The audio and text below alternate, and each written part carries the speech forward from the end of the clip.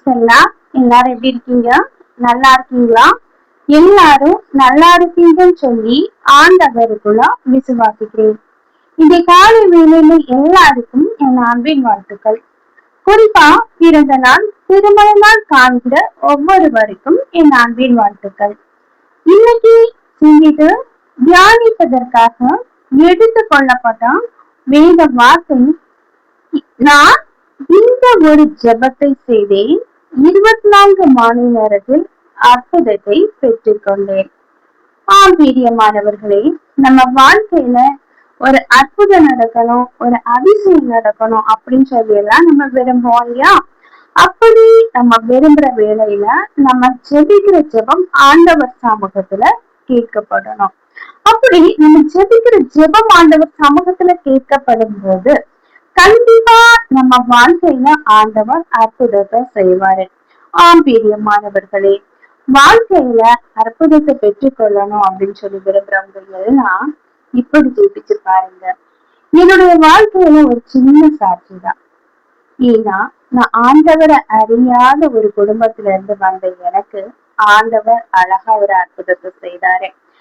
ஆண்டவரை அறியாத எனக்கு பல போராட்டங்கள், பல பிரச்சனைகள், பல வருத்தப்படக்கூடிய காரியங்கள் வாழ்க்கையில நடந்தா கூட ஆண்டவர் மனிதன் கைவிட்டு சென்ற போதிலும் நான் இருக்கிறேன் அப்படின்னு சொல்லி ஆறுதல் படுத்தின அந்த ஜெபம்.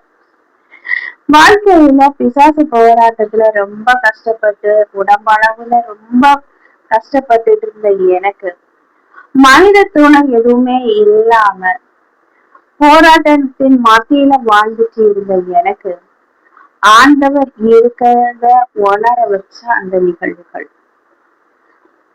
யாருமே இல்லையா அப்படின்னு சொல்லி கலங்கி போன நேரத்துல நான் இருக்கிறேன் அப்படின்னு சொல்லி கை கொடுத்த என் அன்பின் தேவன், பிசாசு போராட்டத்தின் மத்தியில ரொம்ப கஷ்டப்பட்டுட்டு இருக்கும் போது எங்க போனாலும் இது நம்மளுக்கு இதுல இருந்து விடிவு காலம் கிடைக்காது அப்படின்னு சொல்லி வேதனையோட இருந்த டைம்ல ஒரு சின்ன ஜெபம் தாங்க பண்ணனேன். அந்த நேரம் ஆண்டவன் யாரு அப்படிங்கறத நான் உணராதவளா இருந்தேன். ஆனாலும் அந்த கஷ்டத்தின் மத்தியில தான் தகப்பன் கைவிட்டாலும் நான் உன்னை கைவிட மாட்டேன்னு சொல்லியிருக்கீங்கப்பா, நீங்களும் கைவிட்டுட்டா நான் எங்கப்பா போவேன் அப்படின்னு சொல்லிட்டு என்னுடைய கஷ்டத்தை ஆண்டவர் சமூகத்துல சொல்லும் போது ஆண்டவர் என் வாழ்க்கையில ஒரு பரிபூர்ணமான ஒரு விடுதலை தந்தாரு. அது மட்டும் இல்லைங்க, அந்த நேரத்துல பரிசுத்த ஆவியானவர் அளவில்லாம ஊற்றப்பட்டு அபிஷேகமும் பெற்று பாருங்க. வாழ்க்கையில எல்லாரும் கைவிட்டப்பட்ட சூழ்நிலை நம்ம இருந்தா கூட ஆண்டவரை உண்மையா விசுவாசிக்கும் போது, ஆண்டவர் மீது நம்பிக்கை இருக்கும் போது, ஆண்டவர் யாருன்னு தெரியாது எனக்கே வந்து ஆண்டவர் அற்புதம் செய்தார் அல்லவா? உங்க வாழ்க்கையில அற்புதம் செய்ய மாட்டாரா? ஒருத்தர் இல்லையா அப்படின்னு சொல்லி கலங்கி அழுகிற நேரத்துல நான் இருக்கிறேன் உன்னை பேச்ச, நான் இருக்கிறேன் உனக்கு அப்படின்னு சொல்லி தாய் தகப்பனா இருந்து இன்னைக்கு வர வழி நடத்திச்சு இருக்கிற அன்பின் தேவன், உங்க வாழ்க்கையில நீங்க ஜெபிக்கிற ஜெபத்தை கேட்க மாட்டாரா? யாருமே இல்லையா அப்படின்னு சொல்லி அடுத்தவங்க கிட்ட போய் புலம்பி அழக விட ஆண்டவர் சமூகத்துல கண்ணீர் செஞ்சு அழும்போது ஆண்டவர் அந்த ஜெபத்தை கேட்க வல்லமை மிகுந்தவரா இருக்கிறாரு.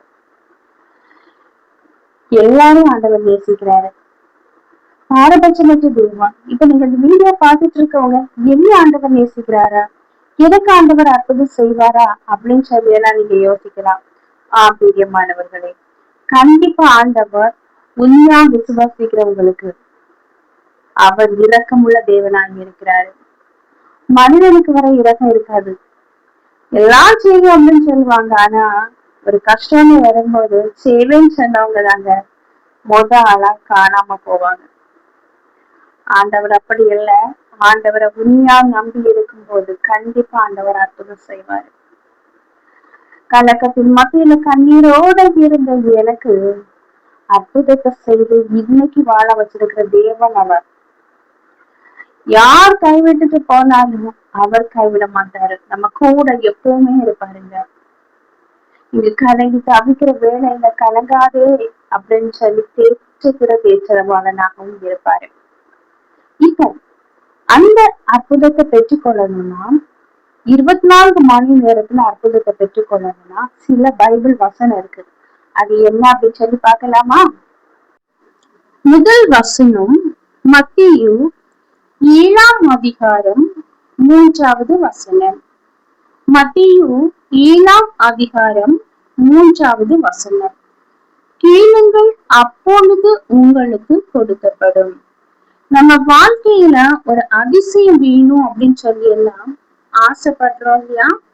அத நம்ம எந்த இதுல அதிசயம் வேணும் அப்படின்னு சொல்லி விரும்புறோமோ அந்த காரியத்துல நம்ம ஆண்டவர் சமூகத்துல கேட்கும் போது ஆண்டவர் நிச்சயமா கொடுப்பாரு.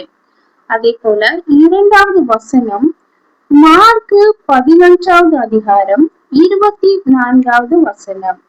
நீங்கள் ஜெபம் பண்ணும் போது எவைகளை கேட்டுக் கொள்வீர்களோ அவைகளை பெற்றுக் கொள்ளுவோம் என்று விசுவாசிக்க வேண்டும்.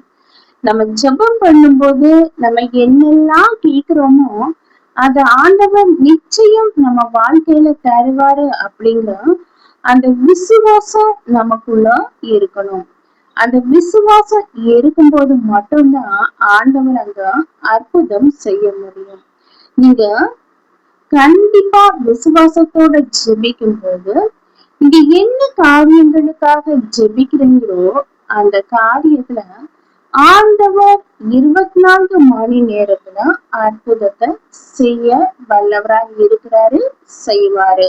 அதே போல 3வது வசனம், நீ என்னை நோக்கி கூப்பிடு, அப்பொழுது நீ அறியாததும் உனக்கு எட்டாததுமான பெரிய காரியங்களை உனக்கு அறிவிப்பேன். பாருங்க, யார நோக்கி கூப்பிடணும்? மனிதனை நோக்கியா? இல்லைங்க, ஆண்டவரை நோக்கி கூப்பிடும் போது ஆண்டவர் அப்போ நமக்கு அறியாததும் நமக்கு எட்டாததுமான பெரிய காரியங்களை நமக்கு அறிவிப்பாரு. உங்க வாழ்க்கையில ஒரு பெரிய ஆசீர்வாதத்தை பெற்றுக்கொள்ளணும், ஒரு பெரிய அற்புதத்தை பெற்றுக்கொள்ளணும் அப்படின்னு சொல்லி எல்லாம் விரும்புறீங்கல்ல?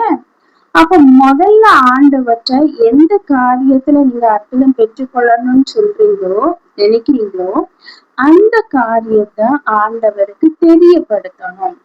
2வது, ஆண்டவரை விசுவாசிக்கணும். கண்டிப்பா ஆண்டவர் நடத்துவாரு அப்படின்னு சொல்லி அப்படின்னாச்சு. விசுவாசிக்கும் போது அந்த காரியத்துல ஒரு பெரிய அற்புதத்தை ஆண்டவர் செய்வாரு. கண்டிப்பா உங்க வாழ்க்கையில அற்புதம் நடக்கும். அந்த விசுவாசத்தோட இப்ப நம்ம ஒரு சின்ன ஜெபம் பண்ணலாமா? அன்பின் பரலோக தந்தையே, அப்பா, இந்த அருமையான வேலைக்காக நன்றி ஆண்டவரே. எத்தனை பேருக்கோ கிடைக்காத நல்ல ஒரு தருணத்தை எங்களுக்கு தந்தீங்கப்பா. அந்த மேலான கிருபைக்காக நன்றி ஆண்டவரே.